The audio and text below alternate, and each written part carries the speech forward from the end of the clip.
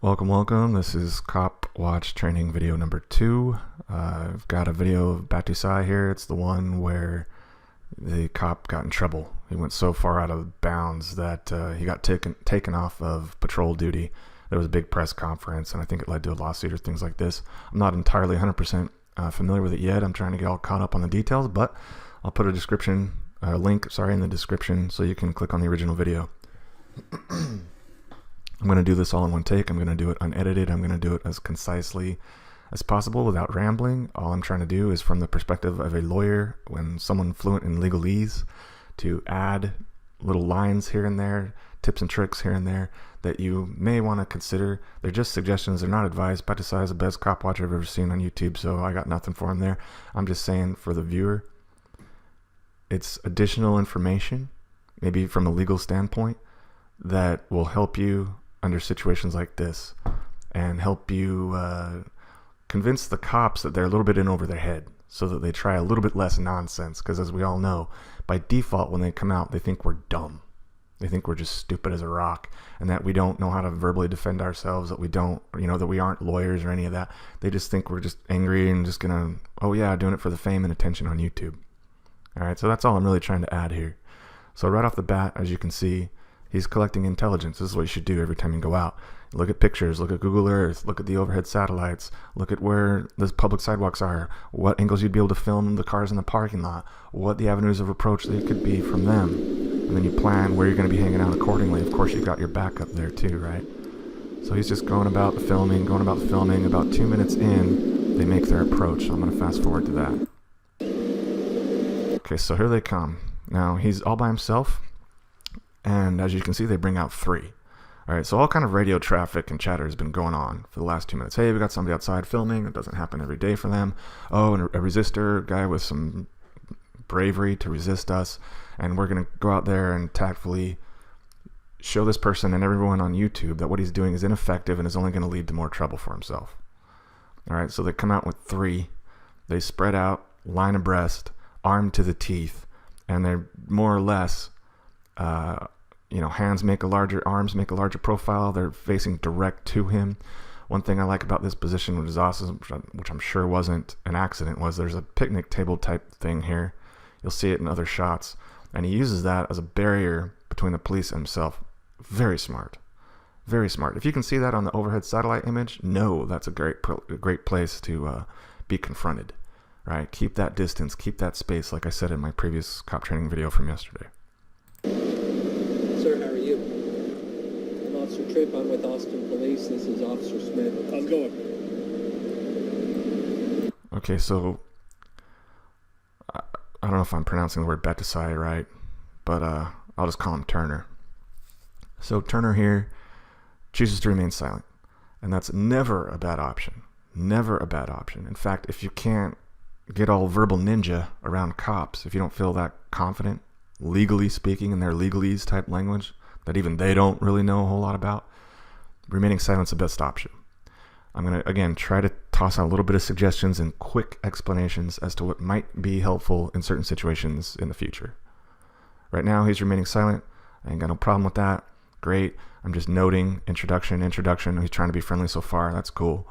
Hey, can I get your first and last name and your badge number, please? Okay, if you let him know, I want your first and last name and your badge number, you don't really care about their rank. You can see their rank on their shirts. They need to know that we can get their first name anyway, that we can get their addresses anyway, their email addresses, their cell phone numbers, their relatives. Like, these cops need to know that they live under the surveillance state too, and that we've got people on our side within our networks and communities that are among their system, integrated within it, and can and will provide us with the addresses of where these people live. So it's in their best interest to not get aggro and take the my way or the highway, right now you will obey me type approach. It's always best for them in the long run, if they've got half a brain upstairs, to remain in a cordial, professional manner so as to not arouse our anger. All right, this is a two-way street. These cops are figuring it out through people like Turner, and I'm just happy to see it. So here we go. What's going on today? Can you talk, or you just don't want to talk?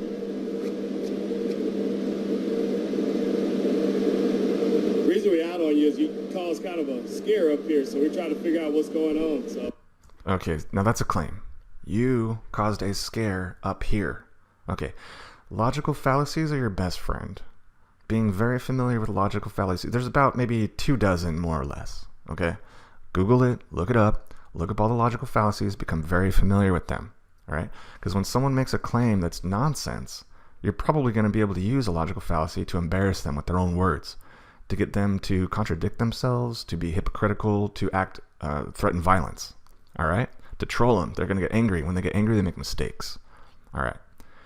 He just claimed that Turner is causing fear, doing something suspicious. Okay.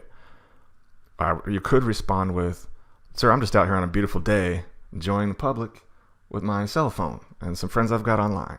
I'm live streaming here. And if you're claiming that I am doing something that's causing you fear, wouldn't you agree that grown men are responsible for their own emotional reactions? I mean, if I saw you in public with a camera, would I be afraid of? Of course not. And if I was, that would be my responsibility as a grown man. Would you agree? So do you see kind of where I'm going with that? We don't cause fear. They are people who are afraid and feel fear and then react on it of their own volition, and they're responsible for their emotions. We don't have any control over their emotions. They do. So just a little point to be made there, maybe. You videotaping for a reason, or what's going on? Now he remains silent here. That's fine. There's nothing wrong with that.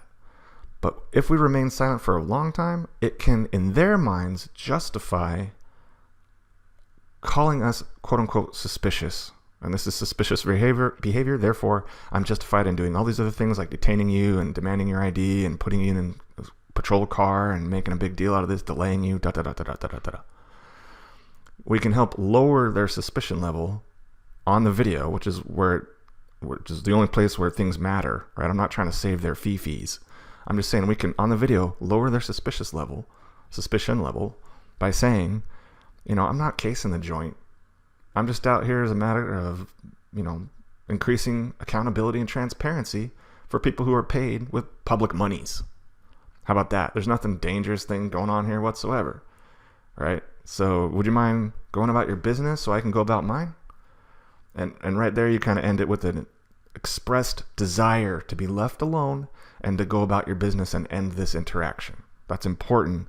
Lines like that are important on the video because they're just constantly coming out. Your desire is to be left alone and to go about your business while you're in public. All right, let's continue. But of course, saying nothing is just as good. Just say nothing. That's fine.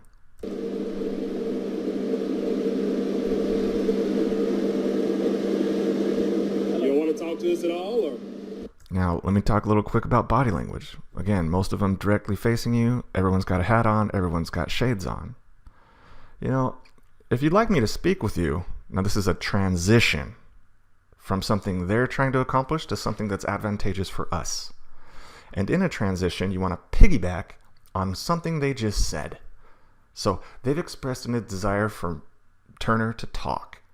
I can sound very accommodating and professional and respectful, and yet still pointing out their nonsense by saying something like, well, if you'd like me to speak, it would really help increase the trust level that I have with you 4 men who are armed to the teeth when I'm not, obviously. If you would remove your sunglasses, after all, use a little bit of logic, after all, here we are under this beautiful shady tree on this beautiful day. I mean, I don't have shades on. I'd really like to know where your eyeballs are looking because you're making me nervous and I'd like to de-escalate this situation as much as possible. Will you please take your shades off?